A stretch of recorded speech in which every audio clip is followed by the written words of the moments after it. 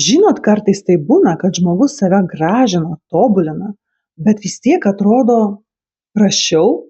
Kodėl tai būna ir nuo ko tai priklauso? Aš paklausiau skirtingų sričių specialistų, padariau savo nepriklausomą žurnalistinį tyrimą ir išvadas surinkau šitam video. Esminiai dalykai, kurie sendina mūsų įvaizdį. Visiems, hi, aš esu Viktorija ir welcome back į mano kanalą, kur mes leidžiam laiką su Talku. Taigi, pirmas dalykas yra pirmamentinis makiažas. Antakiai, makiažas ir dar toks naujas man atradimas kaip strazdanų tatuažas. Aš net nežinojau, kad toks dalykas daromas. Paklausus daug įvairių make-uperių nuomonės, aš padariau tokią išvadą, kad pirmamentinis makiažas turėtų būti jūsų paskutinė instancija. Tai yra dalykas, kuris gali būti naudingas ir tikrai gali praversti tiems, kam jo labai reikia. Pavyzdžiui, pašalinti lūpų asimetriją arba žmonėms su alopecija arba kažkokiom ligom, kai nėra plaukų arba kai nėra antakių išvis. Be abejo, kai kuriais atvejais tai yra pateisinama. Tačiau dauguma specialistų sako, kad vis dėlto mada keičiasi, trendai ateina ir išeina, o jūs išsitatuiruosit savo tuos antakius, kurie šiuo metu yra madingi, kurie net nebūtinai tinka jūsų veidui. Antakiai, madingi antakiai, ne visada tinka visiems vienodai.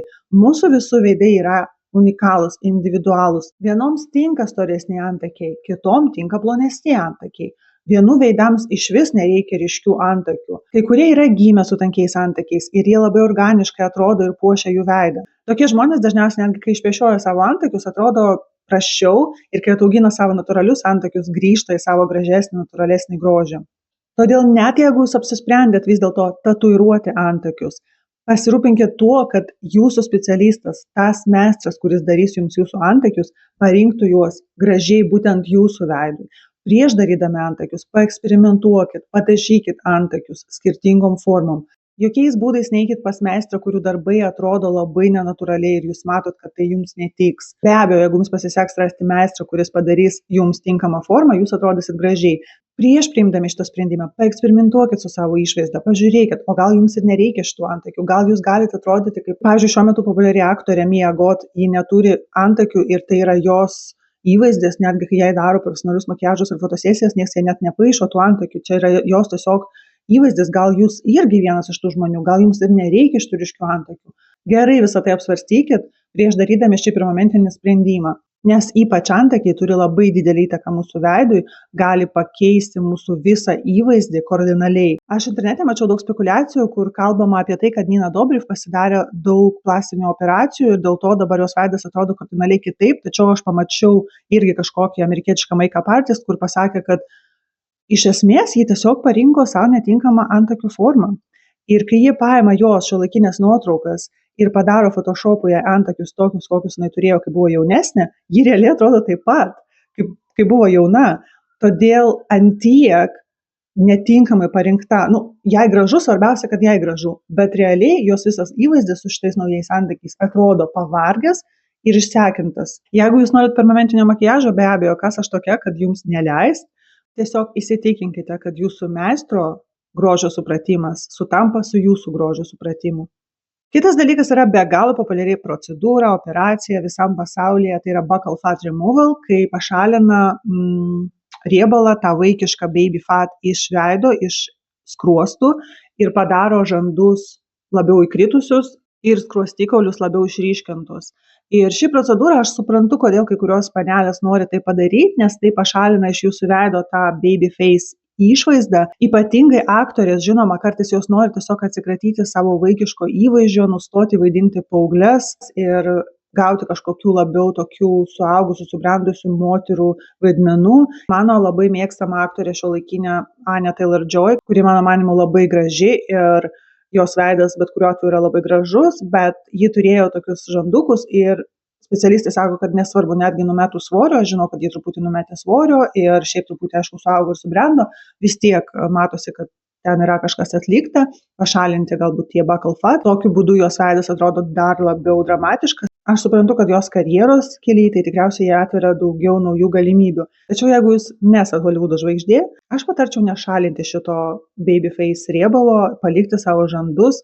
Tas riebalas turi tokią savybę tirpti su amžium ir vadinasi, kai jūs tapsit vyresnė, jis ar taip ištirps. Tačiau galima pažiūrėti į kai kurias aktorės, kurios jau yra 30 metės ir jos vis dar turi tuos savo natūralius žandukus, kurios tikrai padaro jų visą bendrą įvaizdį tokį jaunesnį, jaunatviškesnis. Veidas atrodo tiesiog gaivesnis, apvalesnis ir toks jaunatviškesnis. Šitas dalykas, kaip tik, kai jums jau bus 30+, darys jūsų visą veidą jaunesnį ir šita procedūra yra nereversible, jos negalima atgal grąžinti. Jeigu tau, pavyzdžiui, po kažkiek laiko nepatiks arba su amžium žandai dar labiau sukrys, tau tiesiog teks daryti implantus arba filerius, nes kitaip tu to negrąžinsi tiesiog. Be abejo, yra žmonių, kuriems šita procedūra labai tinka, bet daugumai ji padaro jūsų įvaizdį tiesiog vyresnį ir ypatingai, kai jums jau bus 30+, jūs pamatysite tą skirtumą, kad jūsų veidas tiesiog pradėjo dar greičiau, dar labiau senti be šito papildomo riebalo žanduose. Ir kadangi jau paminėjau filerius, tai aišku, trečias dalykas tai yra fileriai. Fileriai, kurie iš tikrųjų turėtų mus jauninti, nes jie užpildo raukšles ir padaro mūsų veidą pilnesnį, gražesnį, tinka ne visiems vienodai, kaip ir veido implantai. Kartais jie naudojami, kad suteikti veidui daugiau struktūros, ne visiems pasiseka turėti tos gerus išryškintus skruostikaulius arba ryškesnį smakrą. Ir be abejo, jeigu tai yra tai, ko jūs labai norite ir kas jums tikrai atrodo, kad gadina jūsų išvaizdą ir jums galimybės leidžia tai pakeisti, tai be abejo jūs galit keisti. Tiesiog vėlgi, be galo svarbu išrinkti specialistą, kuris padarytų tai, kas tinka jums. Ne žmogus, kuris už jūsų pinigus išpildys bet kokį jūsų užgaidą, o žmogus, kuris iš tikrųjų pasakys, kad jūsų veidui tai netinka. Pavyzdžiui, jūsų veidukas ir taip yra apvalus ir dar subadžius į fileris, ten, kur nereikia, jūs tiesiog atrodysit labiau ištinusi, labiau vyresnė ir labiau jūsų veidas atrodys senesnis. Kaip pavyzdžiui, ryškus pavyzdys, tokia viena garsiausių angliškų influencerių Molly May, ji kažkada, dar būdama 20, eksperimentavo su fileriais, pasidarė visokių procedūrų ir galų gale, aišku, ji pašalino visus savo šitos filerius ir grįžo maksimaliai prie savo natūralaus įvaizdžio ir atrodo žymiai geriau. Ji dabar atrodo tikrai jaunesnė nei tas jos laikotarpis su per daug filerių. Kadangi fileriai yra hidrofiliniai, jie pritraukia drėgmę ir vandenį į tas vietas, kur jie yra ir kartais, jeigu ypač veidas ir taip linkęs tinti ir tas veidas yra apvalus ir linkęs tinti ir tu dar pasidarai filerių, tu tiesiog visą laiką atrodysi kaip tokia gerinti moteris truputį. Ne visų veidams vienodai tai tinka. Ir parinkti grožio specialistą, kuris sugebės parinkti tai, kas tinka būtent tau, būtent tavo veidui, yra labai svarbu. Ir paskutinis dalykas, kurį noriu traukti šį video, tai yra vinyrai. Aš jau esu kalbėjus savo video apie tai, kaip atrodyti jauniau, kad dantys yra labai svarbus, dantys labai pagerina mūsų įvaizdį.